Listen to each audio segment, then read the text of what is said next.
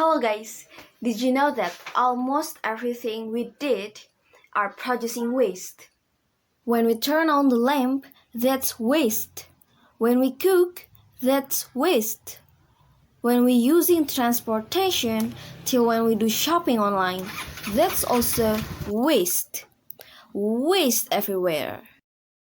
So, what kind of waste it is?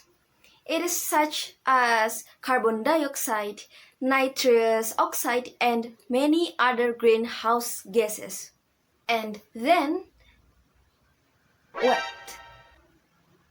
The carbon dioxide is the planet's chief climate change contributor. And according to Intergovernmental Panel on Climate Change, or IPCC, concentration of carbon dioxide, methane, and nitrous oxide have increased to levels unprecedented in at least the last 800,000 years. As a result, both of the temperature on this earth and the number of natural disasters are getting worse. Indonesia recorded there are 1.439 disasters that happened in this past year. Wow. The main problem today is about the carbon overload in this earth. And my question, is zero carbon footprint possible? Let's discuss it now. Companies are starting to concern about the environment now. As we can see, many technologies were developed that could bring emissions to zero. Nuclear energy, for instance, is one of the renewable eco-friendly resource substitution. This energy doesn't produce much waste, doesn't require a large land footprint, and this energy is also proven to be able to maintain air quality. There are others like biogas, biofuel, electric car, solar cell, and etc.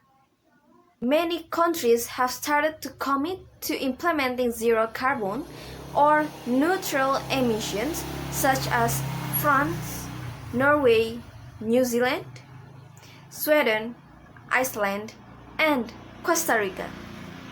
But hold on. There is still a contra-argument on this matter.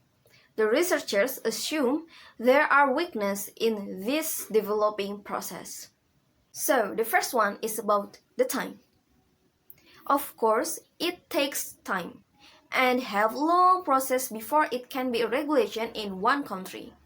While the earth cannot hold it any longer, we must hurry up. Because what? Because the carbon absorbed by the plants or the tree is not as fast as the carbon release. So it is really dangerous and we cannot just wait and see for the regulation itself. The second is greenhouse gases are the elements of the earth. So it means we cannot remove it into 100%. And also, we need the greenhouse gases to keep our earth warm. Why? Because there are certain molecules in the air that have the ability to trap heat in the atmosphere. If they didn't exist, the planet would be very cold and colder than before. Besides that, plants also need carbon dioxide to have a photosynthesis. So it is really important to have greenhouse gases in this earth. Actually. Yeah. And for the last one, I want to say that produce zero carbon footprint is almost impossible. Why? Because we live where almost everything uses energy for daily activities. So it is really hard to avoid them. And we must to remember that all the live creatures on this earth, we will produce carbon dioxide when we breathe. So I also cannot count how many times I take a breath. Like, I cannot count it. So it is really almost impossible to make zero carbon footprint. So before we ending this discussion, I really want to say that the activity of the zero carbon footprint itself is not about to remove all the greenhouse gases on this earth, but It is more to design a system so that carbon dioxide or the methane or any other gases produced on this earth are not excessive and can be neutralized. It opens our mind that we can reduce our carbon footprint as well as we can. We can try to buy energy efficient office equipment, switch to LED light bulbs, reduce water use, compost your food waste, recycle as much as possible, and many more. So guys, I think that's all from me today.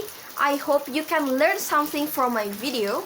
And for the last, I really want to say that please don't forget to be eco-friendly, and please, I'm really begging you to use the energy wisely. Why? Because the earth needs us.